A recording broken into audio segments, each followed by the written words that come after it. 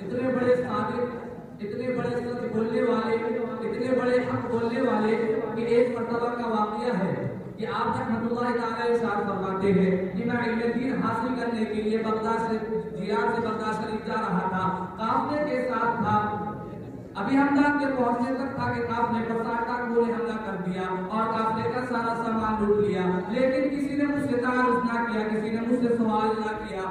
تھوڑی دیر بعد ایک ڈاکو آیا، مجھ سے کہنے لگا اے لڑکے تیرے پاس بھی کیا ہے؟ اس واقعے سے پتہ چلتا ہے کہ حضور واسف پاک رحمۃ اللہ تعالی علیہ کتنے بڑے صادق تھے، کتنے بڑے سچ بولنے والے تھے، کتنے بڑے حق بولنے والے تھے۔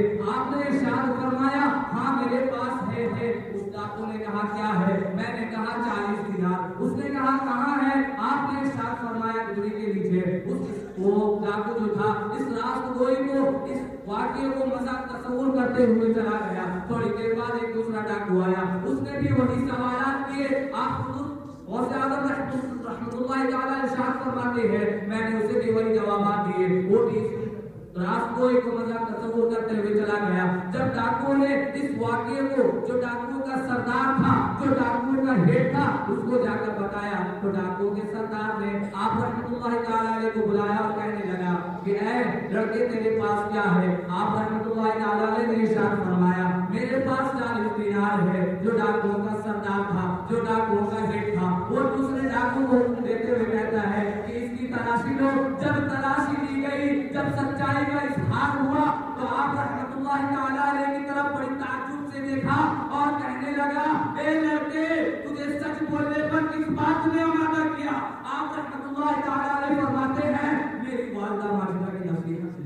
آپ رحمۃ اللہ تعالی فرماتے ہیں کہ میری والدہ نے نصیحت کی تھی کہ بیٹا ہمیں سچ بولنا، مجھے سچ بولنے کی تلقین فرمائی تھی اور میں نے بھی اس سے وعدہ کیا تھا کہ میں ہمیشہ سچ بولوں گا۔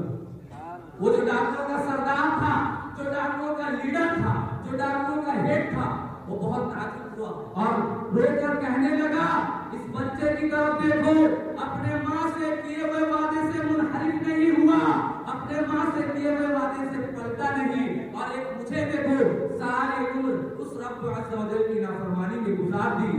آپ رحمۃ اللہ تعالی ارشاد فرماتے ہیں کہ اسی وقت وہ جو ڈاکوؤں کا سردار تھا، جو ڈاکوؤں کا لیڈر تھا، وہ 60 ڈاکو سمیت میرے ہاتھ پر تائید ہو گیا اور آپ نے سارا سامان بھی واپس کر دیا۔ اسی لیے کسی شاعر نے کیا خوب کہا ہے نگاہ ولی میں یہ تاثیر دیکھی، شاعر کہتا ہے نگاہ ولی میں یہ تاثیر دیکھی، بدلتی ہزاروں کی تقدیر دیکھی۔